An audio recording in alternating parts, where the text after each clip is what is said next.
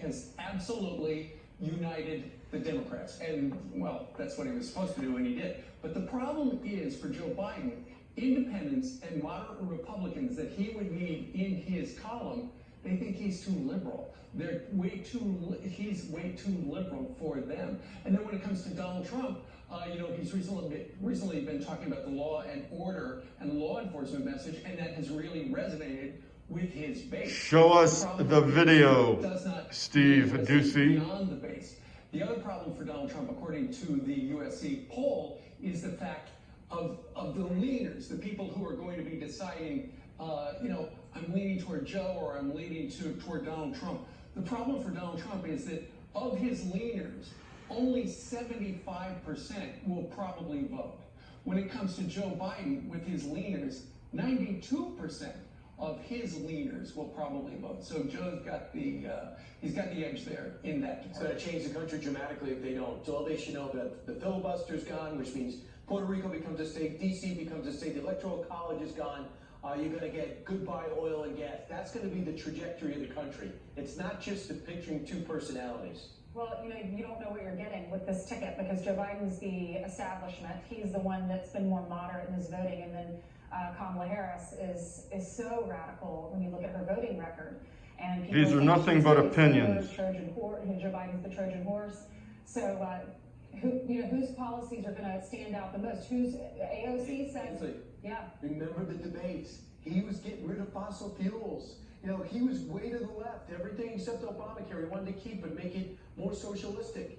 And now when he gets the nomination, he wants everyone to be moderate. He wants to be moderate, Joe. The question is, what's going to be behind the curtain? Yeah, but, we ran that soundbite earlier. AOC said essentially once he gets elected. Show us the video. Show us the soundbite again.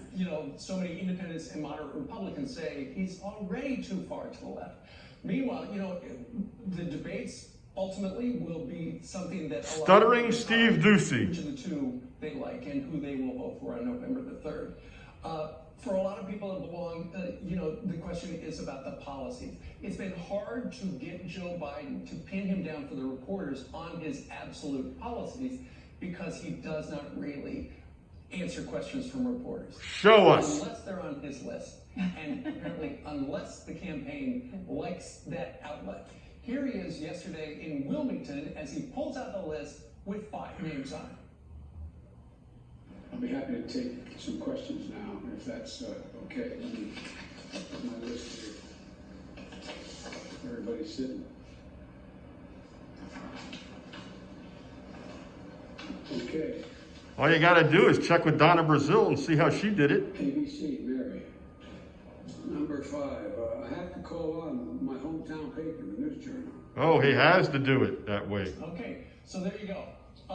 Fox has never been on that list for whatever reason. Joe Biden did actually... Why would that be? Yeah, I wonder. Joe Biden did answer one of Peter Doocy's questions a couple of weeks ago. Show us the video, Steve. He turned around and started to leave, and he said, Mr. Vice President, I've got a question for you about COVID. And he turns around and he didn't like that. But nonetheless, he didn't answer it? No. I don't believe you, Steve. Show me the video. He said words, but he came out against it.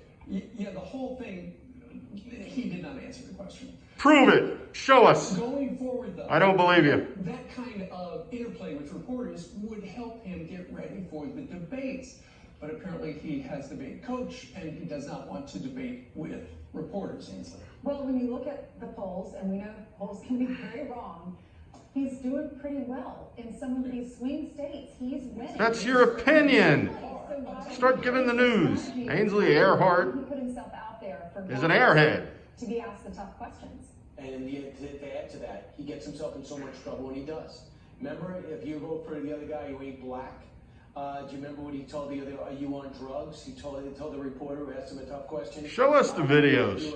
Are you a judge? We don't want to hear you talk. Show us. Prove it. When he gets Prove in a it. scripted situation, all bets are off, and I'm sure he's scared. We know they're out there. Well, people just are anxious to see these. You show us MSNBC all the time. And a lot of people And are CNN. voting. You can early vote in a lot of these states. Yeah. You haven't seen a debate. And Brian, to your point about when he's off the teleprompter, there are problems. That's why there's been the suggestion. Steve, are you off the teleprompter now? Because at the non-reporter events where it's essentially a Zoom call with a live stream, he has a list of who he's going to call on next.